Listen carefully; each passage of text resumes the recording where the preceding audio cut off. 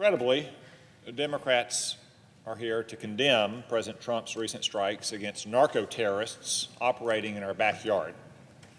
Maybe they want to distract from the Schumer shutdown by tying the president's hands and siding with narco-terrorists who have the blood of hundreds of thousands of Americans on their hands. Whatever the reason, this would be foolhardy.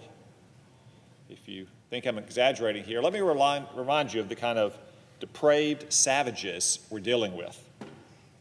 Recall the Trinidad gang member who tried to rape 22-year-old Laken Riley while she was out for a jog on a college campus. After Laken fought back, this savage smashed her head with a rock and strangled her to death.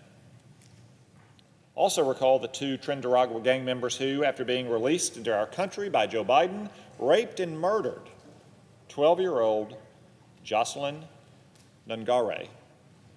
These animals threw this innocent little girl's body off a bridge. Finally, consider the recent arrest of the Trinidad gang leader who kidnapped 3 women and shot them in the back of the head in an alley in Chicago. Only one survived to call for help. These are the sort of horrific acts of violence that narco-terrorists commit against Americans. And of course, these narco-terrorists, many affiliated with Trinidad, also flood our country with dangerous drugs that have taken the lives of tens of thousands of Americans every year, after year, after year. They target every state in our union with their poison. This is among the many reasons why President Trump was well within his constitutional authority to take action against these narco-terrorists that put American lives at risk. These recent strikes fulfilled President Trump's constitutional duty to protect Americans as their elected commander-in-chief. And this should come as no surprise. President Trump stated very clearly and repeatedly during the campaign that he would attack these cartels if necessary. This is simply him keeping his word to the American people. Also, the president's strikes were lawfully sound and extremely limited. Because they've been going on for less than 60 days, they don't even fall within the War Powers Resolution threshold. I would also note that presidential action like this is hardly unheard of or unique. For context, as of the mid-20th century, scholars identified more than 100 military deployments or actions that lacked express prior congressional authorization.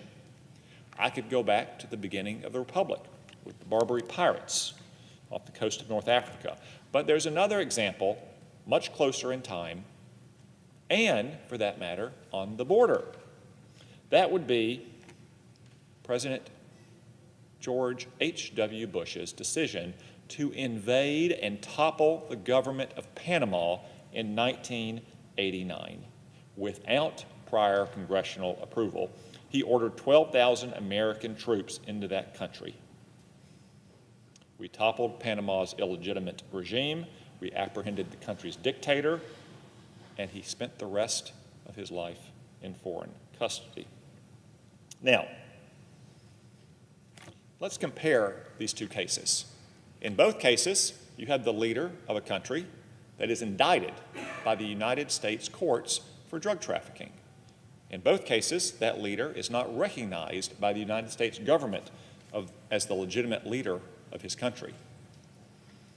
I'd say the comparison ends there because the case is much stronger here than it was in 1989. Maduro also has, I think, a $50 million reward on his head from our government. Maduro is associated with a designated foreign terrorist organization. Noriega didn't have a reward. Noriega wasn't associated with a designated foreign terrorist organization. Maduro is in league with China, Russia, Iran, Cuba. Noriega was not. Yet, George Bush invaded Panama and overthrew its government.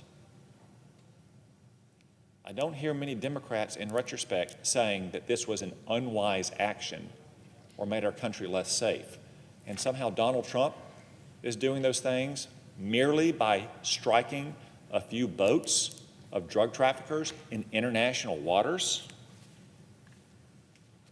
Now, even if you had misgivings about these strikes, even maybe if you were a Democrat in Congress in 1989, as some of our colleagues were, and you condemned President Bush for taking action to defend our country, I would still point out that the resolution before us is overbroad.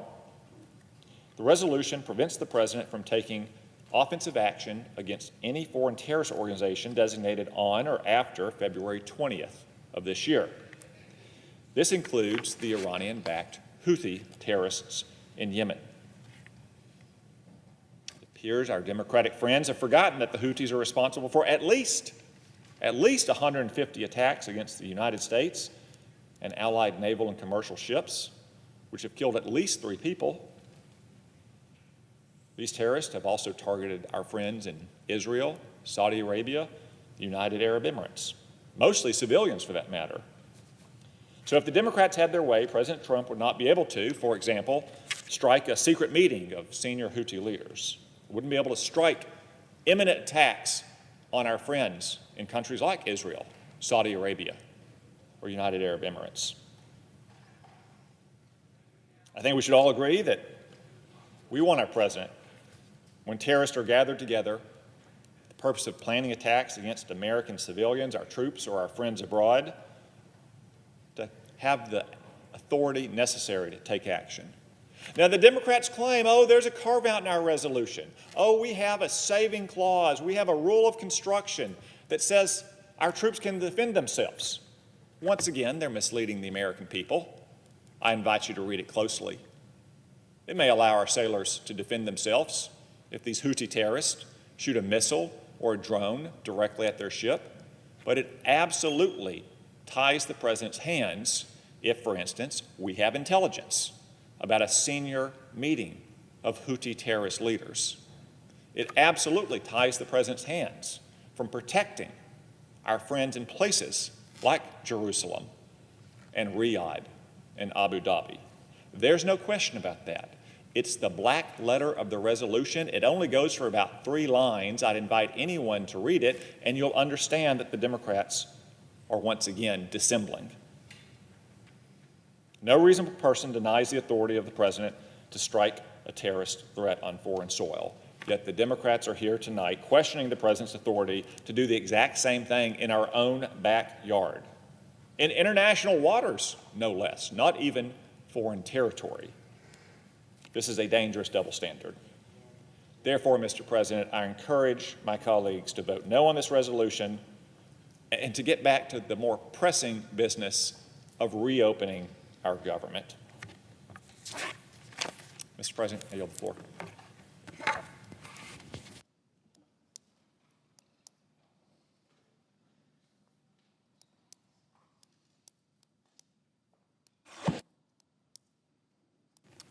Mr. President, let me take this Senator opportunity. from California. Thank you. Let me take this opportunity to address some of the remarks of my colleague, who has, I think, rightly pointed out the horrors of drug trafficking and those that are engaged in that poisonous, deadly trade.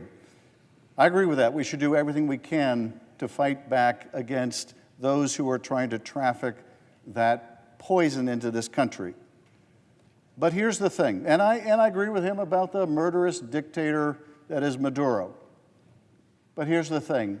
If my colleagues in this Congress want to go to war with Venezuela, if they want to use military force to bring about regime change in Venezuela, or if they want to wage a literal war using the military and armed force to blow up traffickers, then they need to come to Congress and seek an authorization to use military force for that purpose, because our Constitution is clear.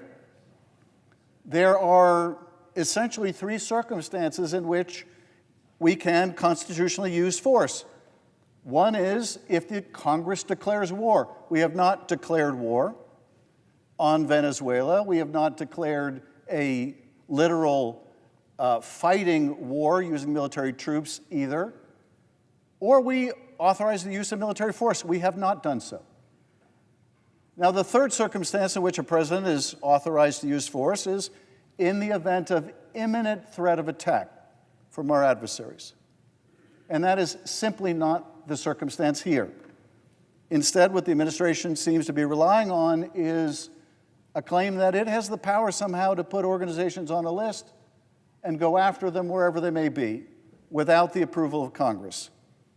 That's what this resolution is about. Now, my colleague also made an argument about the Houthis. Nothing in this resolution affects the ability to defend ourselves from the Houthis as necessary.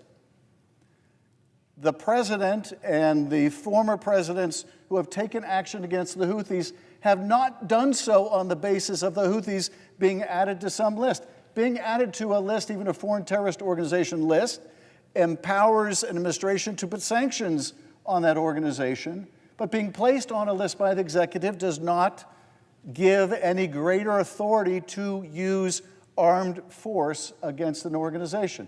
The basis in which this president and previous presidents have used force against the Houthis is the Houthis have attacked us. And if the Houthis attack us again, the president will have the Article II power to defend ourselves. And nothing in this resolution touches that in any way, shape, or form. But let me just underscore the perils of what we're discussing today. Now, this is an article that just came out.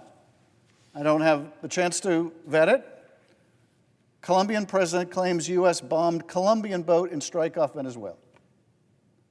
So I don't know whether we have now struck a Colombian ship or what the circumstances were or who was on board, and that's exactly the problem. That's exactly the problem. Now, maybe this is real and maybe it isn't. But the fact that we don't know, the fact that the executive asserts the authority to blow up ships without coming to Congress for the authorization of that kind of force could invariably lead to mistakes, could also lead inadvertently to war with another country. This resolution says, you want to use force against narco-terrorists by blowing up ships, come to Congress for an authorization. Because at this point, you don't have it. If there's an imminent threat of attack, you have all the authority you need under Article II. But if you want to engage in a war with Venezuela or regime change with Maduro and you want to use military force to do it, you need to come to Congress for an authorization. There being none, these strikes are unconstitutional and unlawful, and I would urge my colleagues to join Senator Kaine and myself in supporting this resolution. I yield, Mr. President.